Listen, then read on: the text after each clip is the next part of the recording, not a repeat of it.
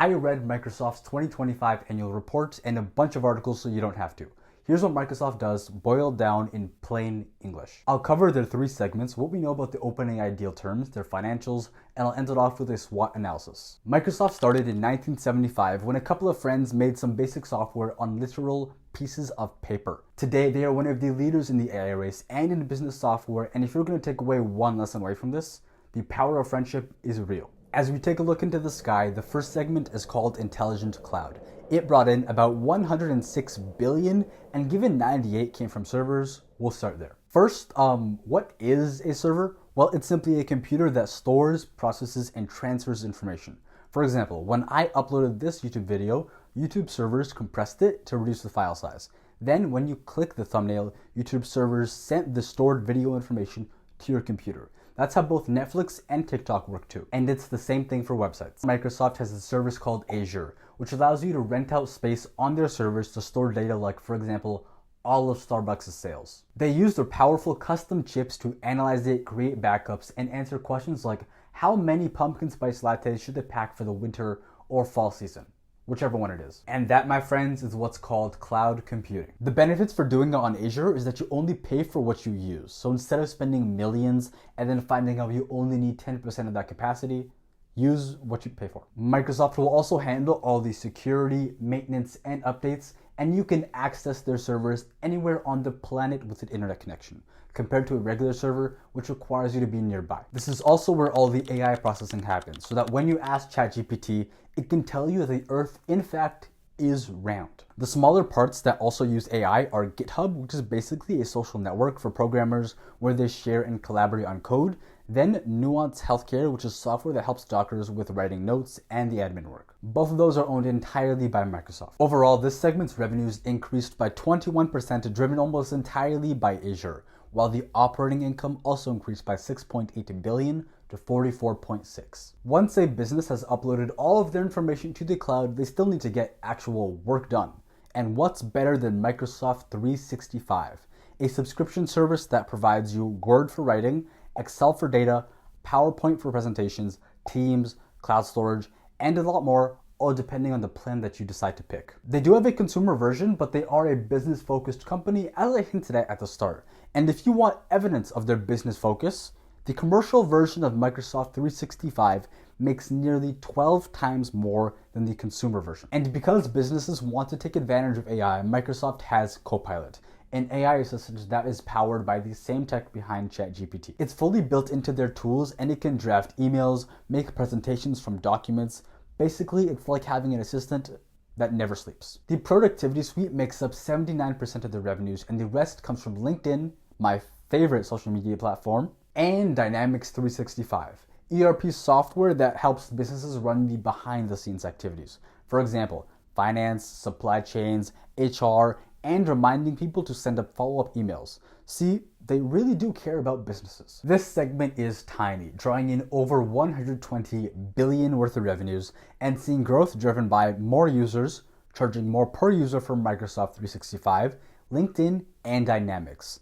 That leads operating income to increase by 10.1 billion to 69.8. Even in personal computing, I'd argue that they still sell to businesses, because Windows is pre-installed on most devices. That means they have to sell to the manufacturer, a business. Xbox. Okay, how am I gonna make this fit into my narrative? Xbox sells to wholesalers who then sell to you. Nope.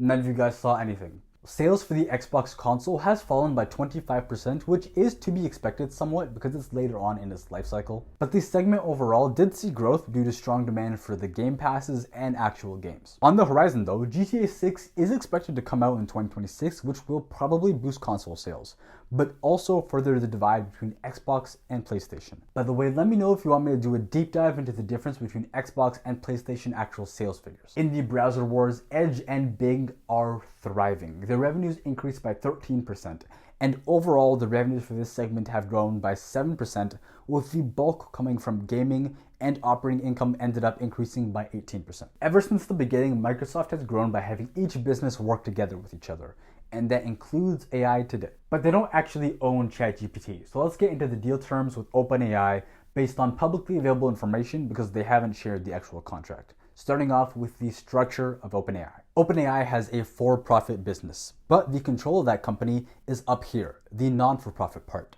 Of the for-profit business, Microsoft has 49%, while other investors have the other 49. Or another 49, excuse me. Microsoft became a partner in 2019 where they invested over $1 billion, and the relationship has been going strong until they've encountered some little rocky waves. But that is to be expected over a 6+ year long relationship. OpenAI's concern is that Microsoft has a lot of power over them because Microsoft has a 49% stake and all of OpenAI's processing runs on Azure. And Microsoft's concern is that it costs billions to run these models. I mean, cumulatively, Microsoft has spent $14 billion on them and Microsoft doesn't even own them. So they're like, eh.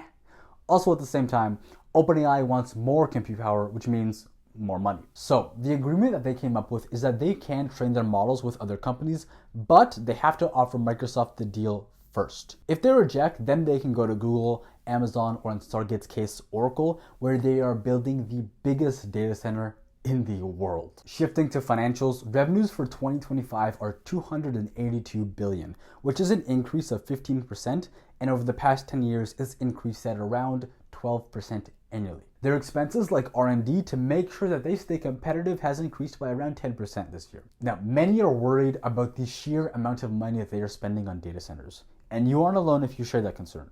Here's their response to that. You first have to ground yourself in the fact that we have $368 billion of contracted backlog we need to deliver, not just across Azure, but across the breadth of the Microsoft cloud. So in terms of feeling good about the ROI and the growth rates and the correlation, I feel very good that the spend that we're making is correlated to basically contracted on the books business that we need to deliver, and we need the teams to execute at their very best to get the capacity in place as quickly and as effectively as they can. And even outside of AI, the need for data centers are still growing. Net income is a little more jaggedy, but it has grown even faster at 24% annually. That's almost double. Their stock trades at a PE ratio of 37 with a tiny dividend of 0.66%. But investors are willing to look past that because management has given a return of 120% over the past 5 years. So I don't think they're complaining at all. The captain of the ship is Satya Nadella. He became CEO in 2014 and he steered the company away from productivity in Windows to cloud and AI. And honestly, a good choice. So let's wrap this up by seeing what the company has going for them and against them. And by the way, if you enjoyed this, please like and sub. In their favor is if you're a business owner and the prices of your software goes up, you will really need to consider about whether or not the dollar savings that you get from switching to a different software is worth the cost of transferring all of your data, retraining all of your employees, and finding a different service that might be more buggy or worse in some ways. A similar thing applies for Windows, except it's 10 times worse. It takes a lot of time to learn how to navigate a new operating system and build the required apps for it. With the data center industry booming, they really need to just keep on adding capacity for both AI and for business use. A weakness of theirs is that Xbox hasn't exactly fared well against the PlayStation. Now, it could be due to their naming scheme. Which one of these is the newest model? Now, if you're some gaming head and you know all these, think about if you're a parent who doesn't really interact with tech. Would you know which one's a new one? But at the same time, with the recent Activision Blizzard purchase, it's like 2 years ago, not really recent, but they are diversified into the mobile gaming industry and also the PC gaming industry because they own Windows, they have the Windows Store, so they do kind of benefit from there. You know what? I will be doing a comparison of the PlayStation 5 and the Xbox Series X/S performance. Subscribe if you want to see that when it comes out. Another weakness is that the laptop industry is a pretty mature market. I use the 2020 M1 Air. I have zero desire to upgrade. Like, it runs fine.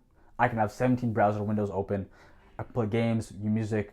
It's okay. It's great. An opportunity that they have is that they can continue to integrate OpenAI's products into their suite of tools because demand is still going up. And people don't exactly know how to 100% use it, so may see demand spike up more in the future. They have software to help medical professionals and ERP software for the back end, so they may move into making more business software for the administration side of a business. Threats. AI could definitely become the new .com bubble. While I definitely acknowledge its use in certain industries, like for example, customer service, in others, it's not exactly the be-all, end-all that some people have said it was. I want you to honestly take a look around your life, take a second, and think about what has actually been improved in your life because of AI, and what do you do differently.